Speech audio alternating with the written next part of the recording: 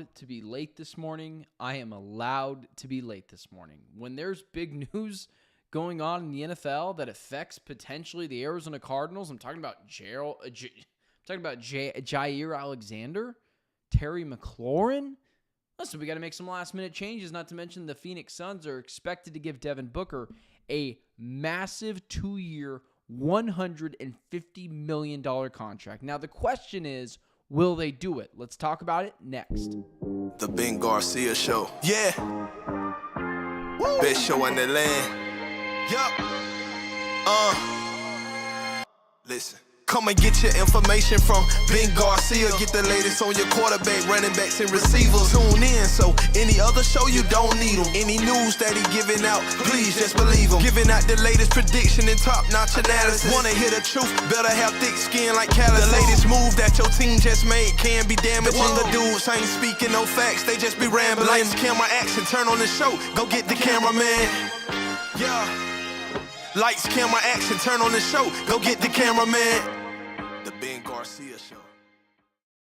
What is up, guys? Welcome into yet another edition of the Ben Garcia Show. Happy Monday. There's a lot of things going on today, and there's a lot of things we've got to get to. So before we start the show, like normal, don't forget to like, share, subscribe, potentially tell a friend about the Ben Garcia Show.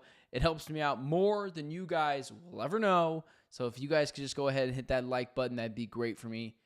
Tell a friend, subscribe, share the show. That's how you can support the Ben Garcia Show without, of course, just handing over tens of millions of dollars. And do me a favor and follow me on all social media platforms at Ben Garcia Show, TikTok, Instagram, YouTube, Twitter, whatever it is, I'm there at Ben Garcia Show. There's a lot of things to get into, guys. There's a lot of things to get into. I got to start off with my Suns really quickly, and then we'll get into what is the breaking news of the hour. There's a couple of stars out there that the Arizona Cardinals could have the chance to go after. So I'll save that for a little bit left in the show. But first, let's start with the Phoenix Suns with my guy Aaron in the chat and Ivan. I was just thinking about Ivan the other day, and I was like, man, I haven't seen him in the chat recently. Maybe I offended him. Maybe he didn't want to watch my stuff anymore because he realized I was a crazy person. But either way, we've won him back. Let's try not to lose him again. Let's start off here. Let me do 10, 15 minutes. Let's do 10, 12 minutes on the Phoenix Suns. And then let's jump in to some Arizona Cardinals talk because there is some really juicy stuff this morning to sink your teeth into. All right, let's go here. So the Phoenix Suns released over the weekend. We knew this for a while now. But the Phoenix Suns released over the weekend that they're going to offer Devin Booker a 2-year, $150 million contract. And immediately, you look at that contract, and that means with 2 years left on his deal right now, Devin Booker's contract will go from $53 million a year next year, $57 million a year the year after, $61 million a year. So I apologize, there's not 2 years left on this deal. With 3 years left on Devin Booker's deal, he's eligible for an extension that will be 2 years, $150 million, breaking it down to about $70+ million a year, somewhere between $70 and $75 million, however the money ends up working out. But that means Booker will have 3 years left at $53 million, $57 million, $61 million, and then $70+ million in his 32, 33-year-old seasons. And immediately, that's where people go into the should you pay Devin Booker that kind of contract? Because let's call it what it is. Devin Booker is not worth, for just his play alone, $75 million a year. But the caveat to that is, okay, you don't want to give Devin Booker his extension. With 3 years left on his deal, you don't want to give him an extension. My answer to that question would always be, why don't you? Almost no player in the NBA is worth $75 million a year.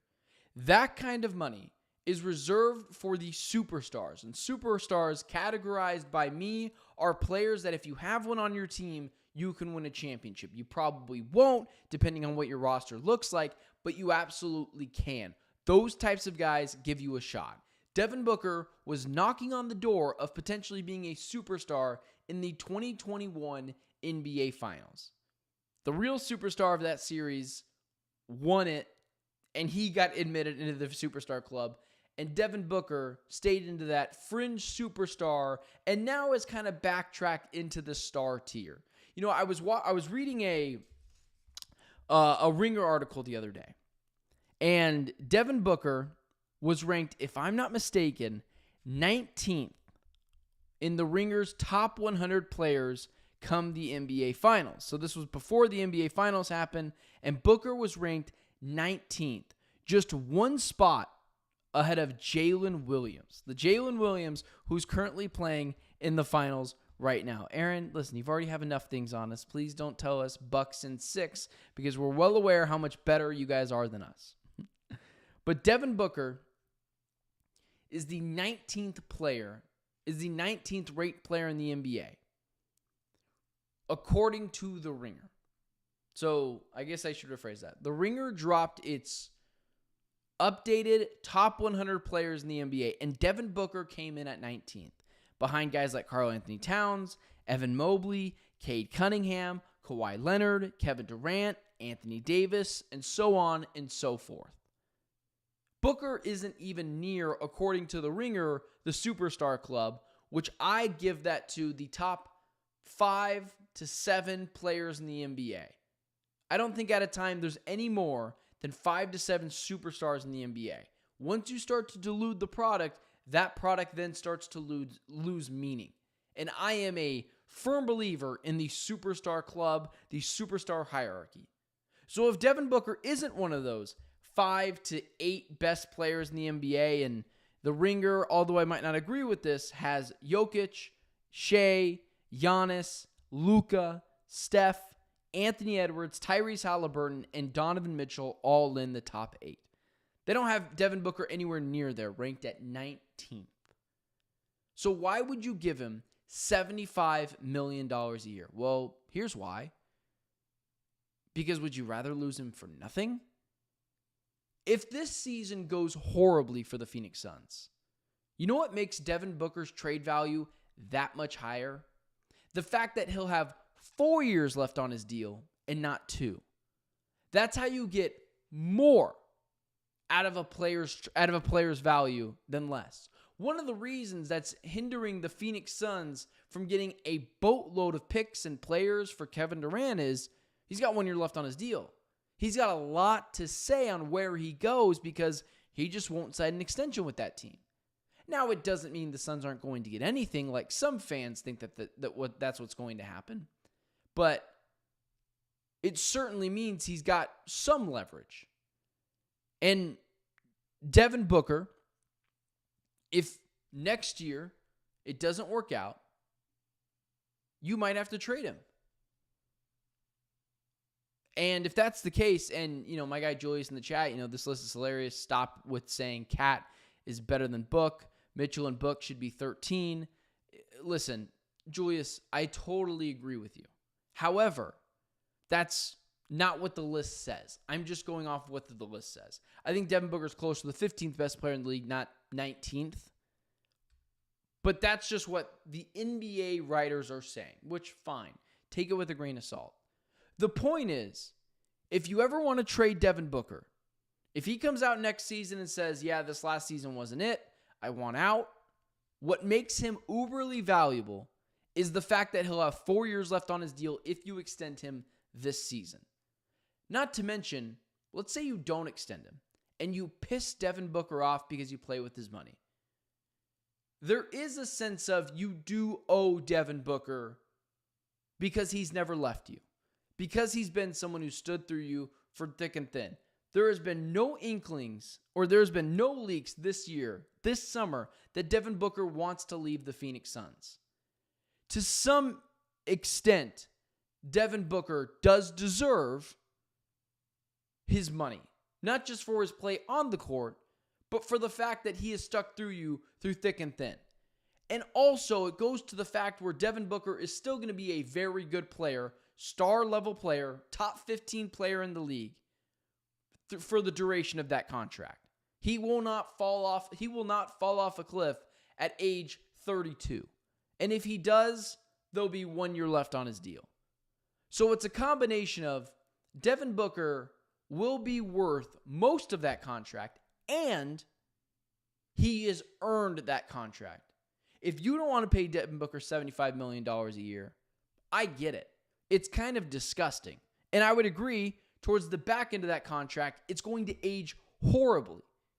But if you want one day to be able to trade Booker and get max value, 4 first-round picks, 3 pick swaps, 3 players, and just a boatload of assets, you need to extend Devin Booker so that other teams, when they get him, don't have to worry about him not wanting to be there and leaving after one season.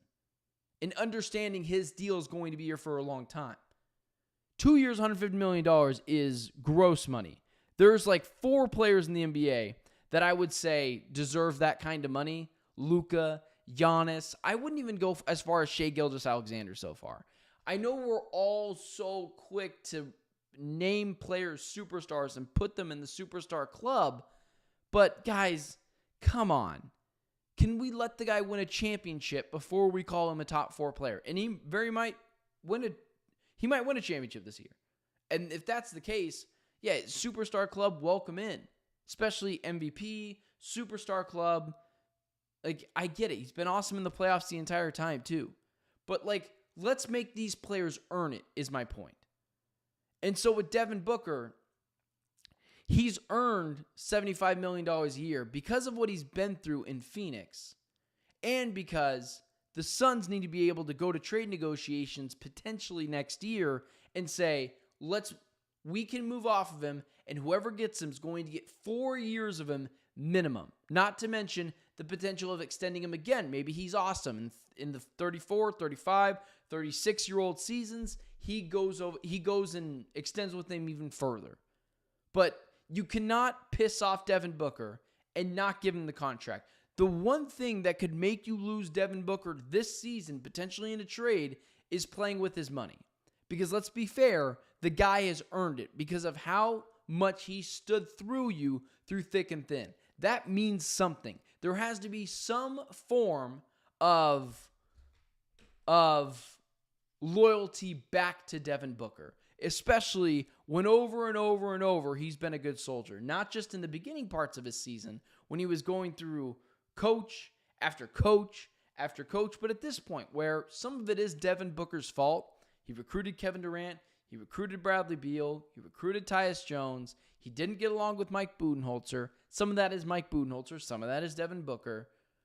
But at the end of the day, he's never done anything maliciously to ruin the team like I think Matt Ishbia has done or James Jones has done. Booker has tried to give the best to this team year in and year out. So for that reason, he just deserves it. All right, listen. We know why most of the people are here this morning. Breaking news out in the NFL landscape. Originally, we were just going to talk what the Arizona Cardinals thought process could be behind going after Terry McLaurin. It is the slow part of the NFL season. It is the off season. We are in the depths of it. There's no draft to look forward to. Not really a lot of OTAs to react about that happened last week. So you're talking about hypothetical deals, things that can move the needle this far into the NFL season. So although, quick thought, I think it's 85% chance the Cardinals get neither of these guys. But I can't say it's impossible. So let's start off with one and go gradually to the other one that I think is more likely than this one. Terry McLaurin is allegedly upset with this contract. And once I saw Cardinals on SI, my guy Donnie Drew and his staff over there talk about it, it was the first time I was like, okay, this is a real thing. There is a thought process, not a source, not anything crazy, that the Cardinals could kick the tires on potentially trading for Terry McLaurin. And here's why I wouldn't do it. First, I would say the Commanders are crazy town people. Similar to Devin Booker, who we just talked about a second ago, and about loyalty, Terry McLaurin has been a really good soldier. He hasn't missed a game in 4 seasons, if I'm not mistaken. He's been electric, even with awful quarterback play. And the second it's his turn to get paid, because his contract doesn't have any guarantee, has little or no guaranteed money left on it, you hesitate at the fact to pay him? If I would have thought this were something that could be true, I would have thought this was Dan Snyder. Like, this is Washington Redskins, Washington Commanders of old. Take care of your guy. He finally gets the quarterback he so well deserves, and you scoff at the fact that you might have to pay him $31 million a year, $32 million a year. Listen, Brandon Ayuk is getting $30 million a year. Terry McLaurin, you can make an argument, should be making $35. And I totally get, if you're already paying the quarterback, that you're like, no, I can't pay my quarterback and wide receiver $80 million a year minimum combined. That is too much of the salary cap. It's what I think makes the Bengals so stupid. I get paying Jamar Chase and Joe Burrow. Those guys, you can argue, are both top 3 at their position. Jaden Daniels, who knows? May or may not still be awesome. I'm assuming he will be. I'm just playing devil's advocate. But he's not making any money. He's on a rookie deal. And the Commanders are scoffing at the fact of paying for Terry McLaurin. Now, unlike Jaire Alexander, Terry McLaurin does seem like a Monty Ossenfort guy. It would make sense for the Cardinals to kick the tires on him. Trade a first or second round pick for him. But here's why I'm against it. I don't want to trade a premium pick for a wide receiver, especially one in Terry McLaurin, who isn't young anymore. He's 29 years old, if I'm not mistaken, at this point in his career. But Terry McLaurin is a really good player. However, to what my guy in the chat had mentioned, Aaron, we're not going to throw to McLaurin. So what's the point in trading for him? The Cardinals continue to tell you what kind of team they are. Sorry, I wanted to go ahead and bring something up as well. But the Cardinals continue to tell you what kind of team they are. They're a run-first, smash-mouth football team. There's a reason why they haven't brought in a Gabe Davis, or they haven't brought in insert star-level player here, even towards the end of, or even towards last year, where I was mentioning as well. The Arizona Cardinals, a couple weeks ago, the Arizona Cardinals should bring in Keenan Allen. And the Cardinals were like, no, we're good. And part of my point to that was, get a guy who's got sure hands, find the soft spots and zones, kind of help be a security blanket to Kyler, and make him your third wide receiver. He's still out there. I think that fit well here with the Arizona Cardinals. And everyone told me no, because he's not a vertical threat, and the Cardinals need that. To the point where I say, well, guys, let's call it what it is. Marvin Harrison Jr. is supposed to be a vertical threat, and the Cardinals don't throw the ball downfield. So when you're talking about Terry McLaurin, I get that it does make sense to a point where high character guy has been through the thick and thin, could be grateful for having good quarterback play, and he hasn't missed a game in 4 seasons. That's a huge thing for Monty Ossenfort, and you have the money to pay him. The Cardinals have the least amount of dead money in the NFL at $7 million. Like, that is just crazy. That is absolutely absurd that the Cardinals only have $7 million in dead money. They could afford him and really not bat an eye. But I'd rather the Cardinals go in for a position that is a little bit more of a premium. Trey Hendrickson, maybe a star corner. We'll get to that in just a second. Maybe fill in the holes at middle linebacker. Maybe you're really great towards the middle of the season, and you go and make a splash trade for a linebacker. It's going to cost a lot of money. I would or maybe a right tackle next season. What if someone big becomes available and the Cardinals need a right tackle? I'd rather have that. I really like Terry McLaurin. And if the Cardinals, let's say that they did trade for him, immediately, I mean, it'd be pretty hard not to be excited about Terry Mclaurin. I'm still a fan as well at points. But you have to be mature. Terry McLaurin is Cardinals of old. Terry McLaurin at 31 is more Cardinals of old. But Terry McLaurin at 29 years old, who's going to need a massive new deal, a ton of guaranteed money, probably over the next 3 seasons. And the Cardinals do have other issues. I don't see that as being the mature way to go about your business. However, Jaire Alexander got released this morning. And I've been banging the table, like myself and a lot of other people in this space. I'm not here trying to act like I was the first to the Jaire Alexander boat. Pretty much every other YouTuber who covers an NFL team has said the same exact thing at least once. If they have a need at cornerback, go get Jaire Alexander. But now that Jaire Alexander is released, my first thought process is, because this is just who I am as a person, which maybe says a lot about me than it does about someone else. When something good happens, maybe it's just the way I was raised, maybe it was my turbulent childhood, maybe it was a bunch of different things. I thought to myself, Jaire Alexander, once a top 5 corner, probably still top 10 to 15 when he's available. Everyone in the NFL could have had him for, at this point, like a 7th round pick. The Packers would have just gotten rid of him for a 7th round pick at this point. But everyone said no. Why?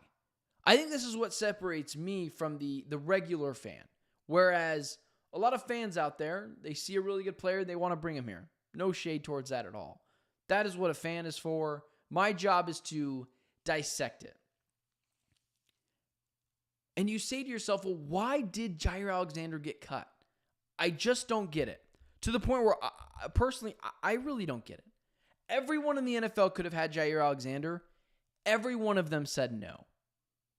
Jaire Alexander, I believe, is 28 years old still. Not exactly over the hill.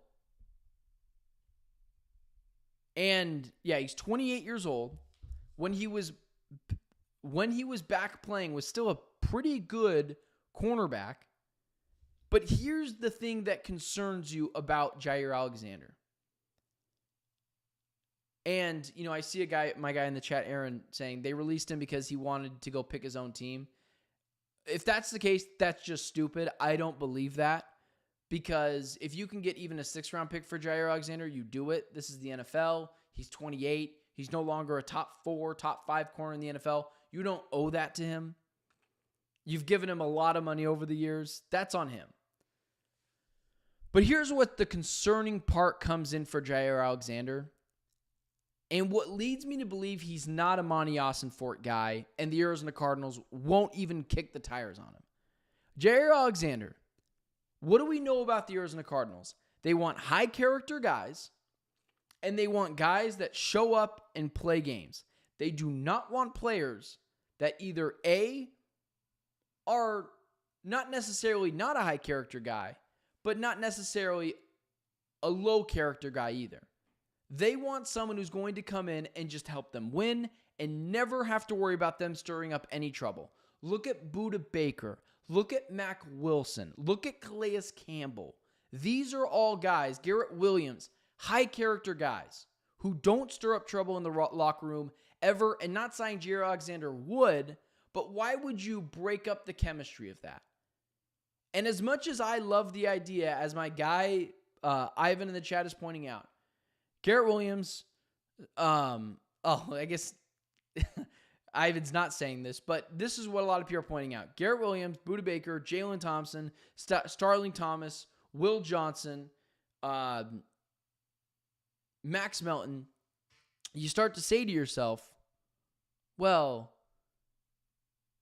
one, do you need him? And two, do you want to bring someone in that could potentially stir up the chemistry of that room? Jaire Alexander is a big personality. He likes to announce his presence. He's got the stereotypical Deion Sanders cornerback personality where it's where I give cornerbacks a lot of a leeway with this because it is so hard to be a corner in the NFL. He's got all this distilled confidence in him.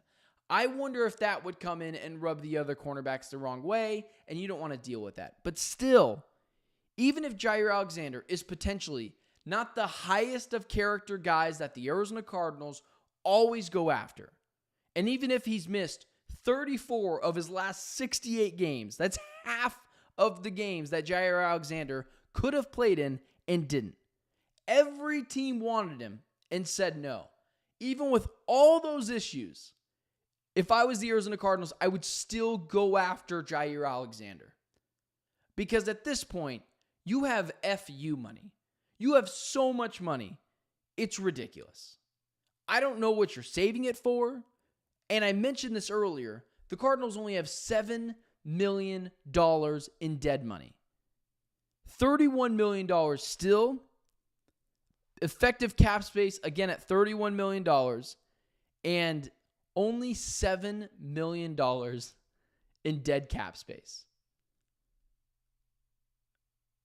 I think this is a risk that the Arizona Cardinals have to take.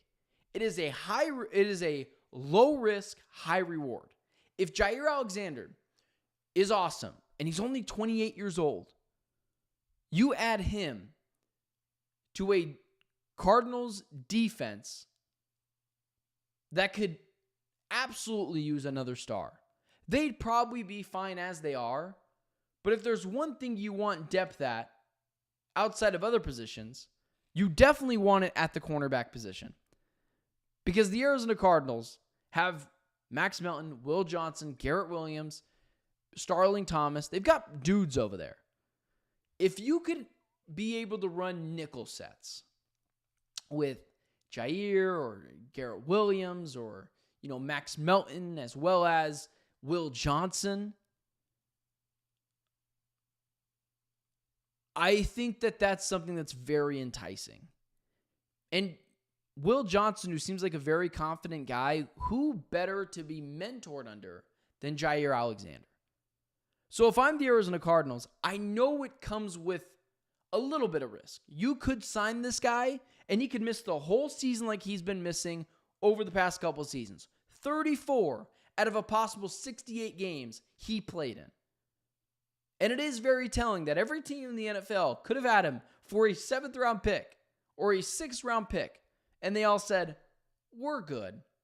And even if he doesn't follow the Monty Austin-Fort Arizona Cardinals way of plays in every game and is of extremely high character. Again, that's not saying he's a bad character. It's just saying he's not of extremely, extremely high character like Calais Campbell or Budda Baker. I think this is something that you should at least take a shot on. I think it is worth it. Now, if he becomes a bidding match and he just goes to the highest bidder, no, I'm not that crazy. But a 1-year, $15 million deal that goes away off the books at the end of the season, 1 year, $18 million, 1 year, $15 to $18 million, and maybe that's too high. Maybe that's too low. I don't know. That's worth it to me. To go get someone who's 28 years old and could still be awesome. And if it doesn't work out, no big deal. You move off him at the end of the year. There's no dead money. You get that money back to be able to use for someone else next season. That makes it worth it to me. Because it is so low risk and a high reward, I would go do it. I would bring Jaire Alexander to the Cardinals. And that leads me to this. Will Monty Austin-Fort do it? I don't even think he's going to kick the tires on it. I don't think so. Monty Austin-Fort he has a formula and he's sticking to it. And to his credit, he's built a pretty damn good roster doing it. But this is one of those risky moves that I don't think Cardinals general manager Monty Austin-Fort would do. It just doesn't seem like him. But if you're the Arizona Cardinals, man, that is a very enticing player to potentially bring into the fold. And I'm all for it. Either one, really. But which one makes way more sense? Jaire Alexander. And I don't see any world where Terry McLaurin would come to Arizona. It's fun to talk about. It's a dead part of the season, but it just doesn't make a ton of sense. All right, guys. Follow me on all social media platforms at Ben Garcia Show. We are live every morning at 7 a.m. Arizona time, 10 a.m. Eastern Standard Time. Appreciate you guys continuing to make the Ben Garcia Show a part of your day. Please do me a favor, like, share, subscribe, potentially tell a friend about the Ben Garcia Show. That is how you help me out. Outside of just giving me $1 million, that kind of stuff helps me out. So I appreciate you guys in the chat this morning. Ivan, Aaron, Julius, all you guys participating in the show. It makes it way more fun. So I will see you guys tomorrow at 7 a.m. And heck, let's just pray Jaire Alexander is eventually an Arizona Cardinal. Talk to you guys soon.